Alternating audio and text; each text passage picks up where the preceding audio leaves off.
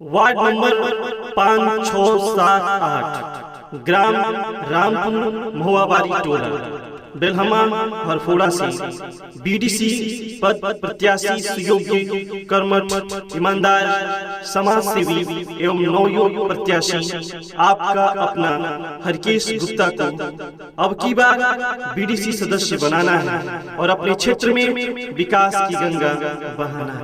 इन्होंने कोरोना काल में भी 24 घंटे अपने गांव के लोगों साथ खड़े रहे और उनकी मदद करते रहे।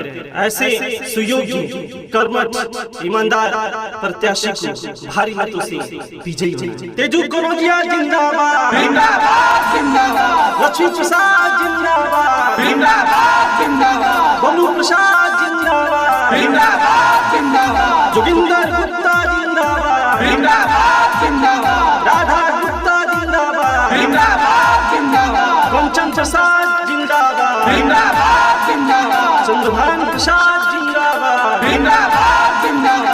रामपुर मोहाबारी टोला से अब की बीडीसी बनाने के बाद, रामपुर मोहाबारी टोला से हरकेश गुप्ता जिताने के बाद, 100 फुट भारी बहुमत से, 100 फुट भारी बहुमत से वोट दे के जितावे के बाद, अब की हरकेश गुप्ता के बीडीसी चुनाव जितावे के बाद, अब की हरकेश गुप्ता के बीडीसी चुनाव जितावे के बाद। हरकेश गुप्ता जिंदाबाद, हरकेश गुप्ता जिंदाबाद, हरकेश गुप्ता जिंदाबाद, हरकेश गुप्ता जिंदाबाद, हरकेश गुप्ता जिंदाबाद।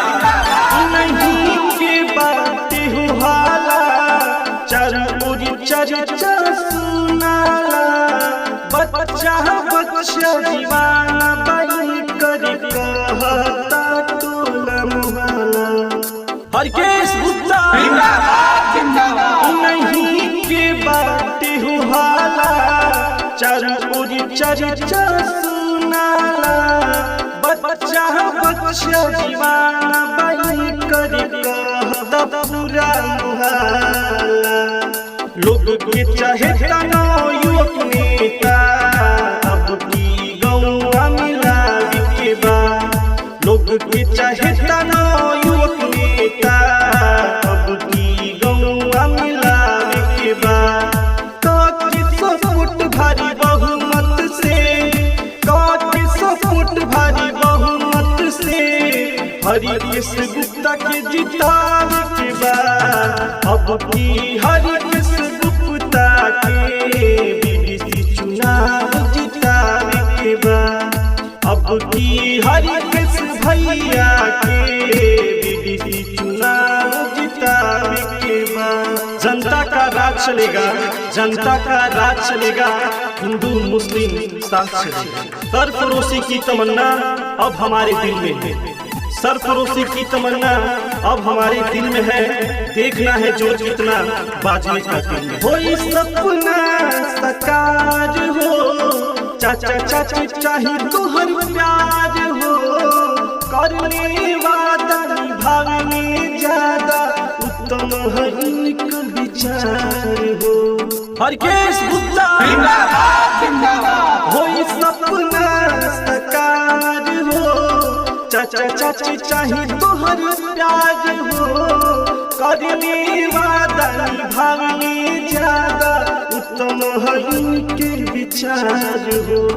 24 घंटा रहे साथ या और रात हो, 24 घंटा रहे साथ या और रात हो, 100 फुट भारी बहुमत से, 100 फुट भारी बहुमत से हरकेश गुप्ता के जितावे के बाद, अब की हरकेश गुप्ता के बीडीसी चुनाव जितावे के बाद, अब की हरकेश गुप्ता के बीडीसी चुनाव जिता बा